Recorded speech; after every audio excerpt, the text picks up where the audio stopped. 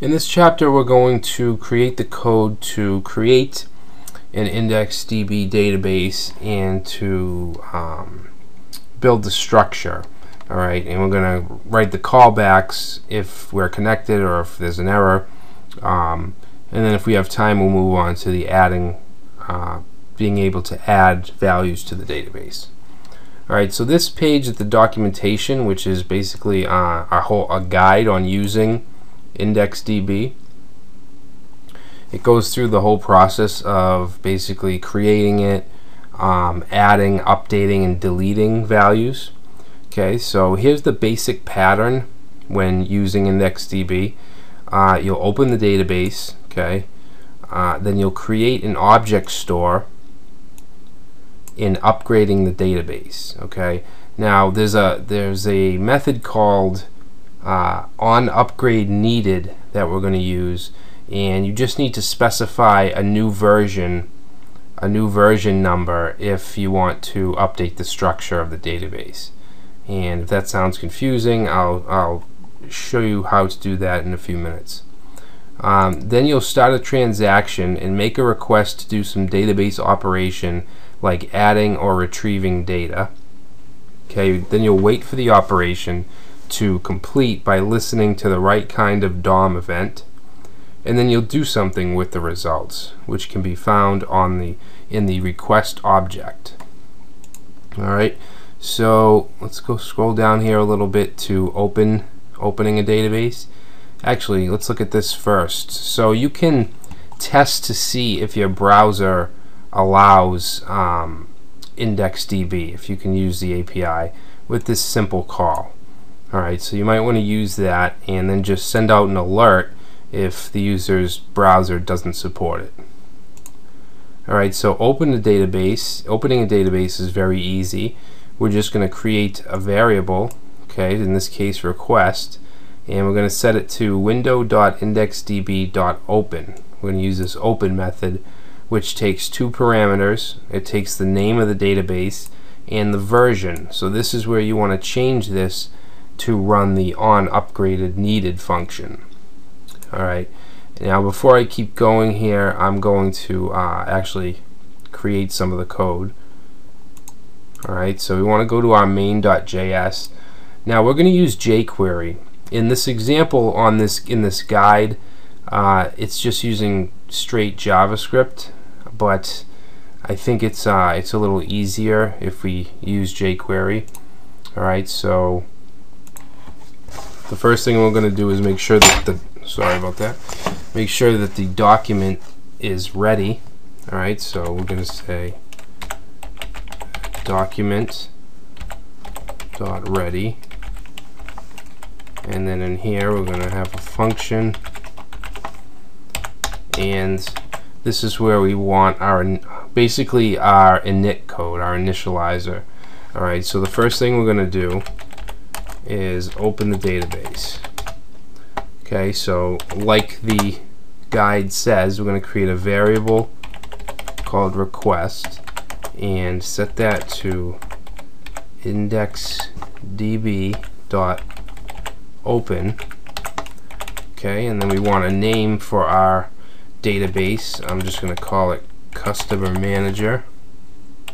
And then we want the version, which I'm going to just start with version 1. Okay, so very similar to this code. Now I left out the window. You don't need to use this window. Alright, so it's perfectly fine without it. Alright, so let's go down here. Now when opening the database, you want to define these callbacks for on error and on success. So if it connects to the database, this will run. If there's some kind of error, this will run. Alright, so let's go ahead and create those, and we're going to stay within the document ready function. Okay, so we'll do success first. Okay, so what we're going to do here is take that request object, say request dot on success equals function. Alright, so let's do a little console log.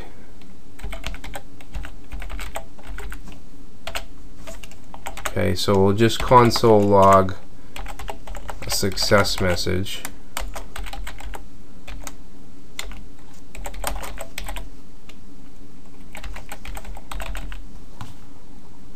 Alright, and then what we want to do is create our basically our database handle. So DB is going to be equal to E, which we need to put in here, okay, for our event. So E dot target dot result, okay, and we can use that DB when we run transactions. Alright, and then what I want to do if we connect is to show customers. Okay, so what I'm going to do is just throw in a function here that we'll create in a little bit. Okay, so it's going to try to connect. If it does, it's going to tell us in the console. It's going to create this DB variable, and it's going to call this show customers function. Okay, let's create the error handler. So we want our request object dot on error.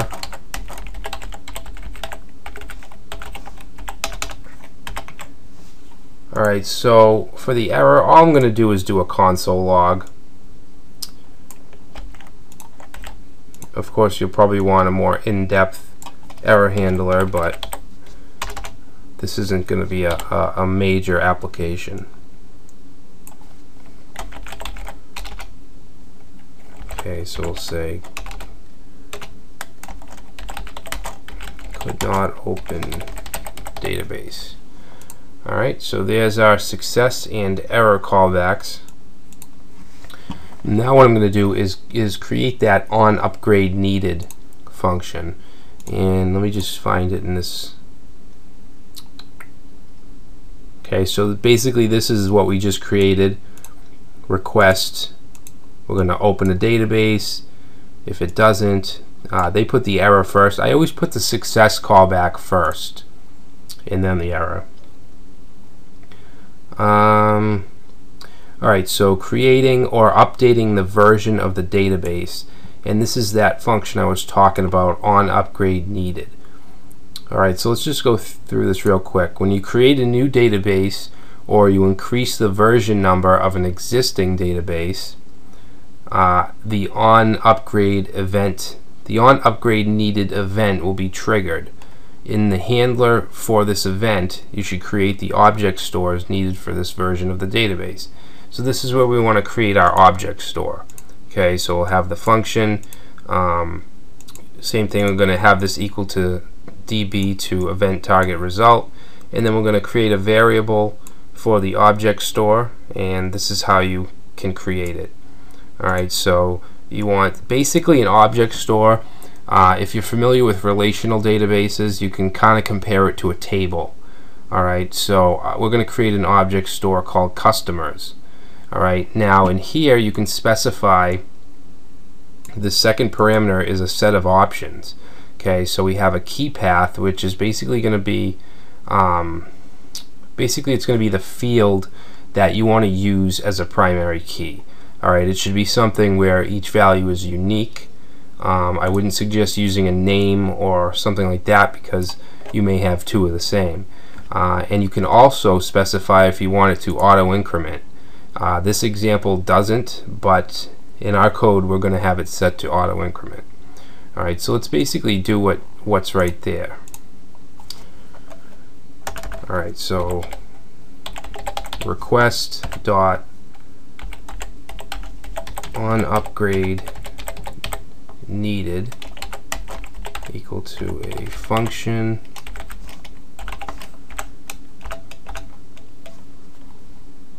Alright, and I want to pass in an event variable, and I should have done that here as well. Alright, so we'll say variable DB is going to be equal to E dot target dot result, Alright, so what I want to do before we create the customer's object store, I want to check and see if there is one already created. Okay, so we're going to do a little if statement here.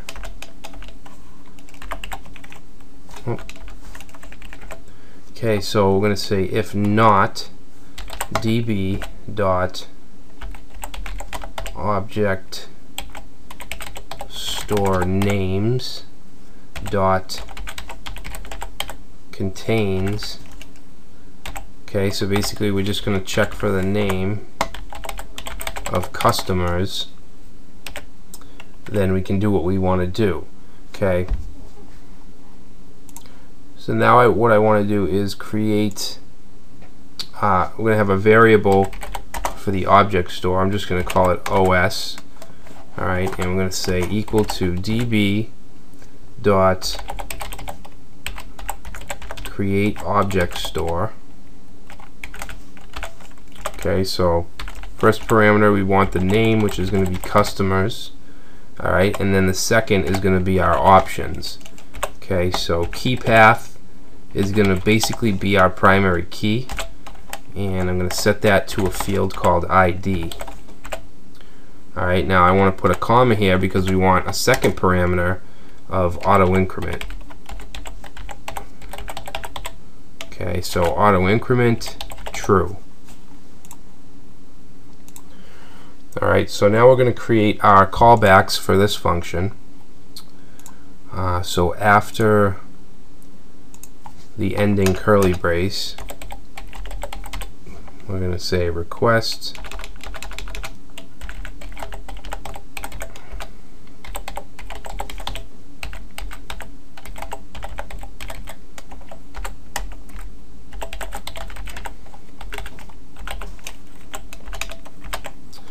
Alright, so let's go ahead and console log.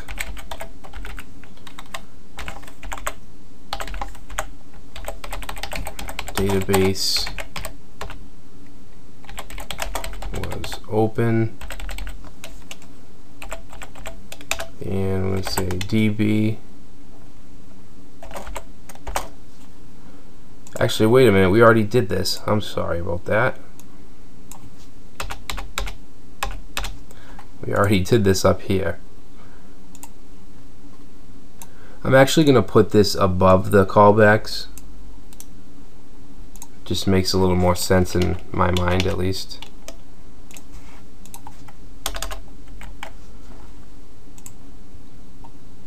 Alright, so every time you increase this number, which is the version number, this will run. Alright, this isn't going to run aside from the first time unless you upgrade this. Alright, so if you put a 2 there, it'll run again.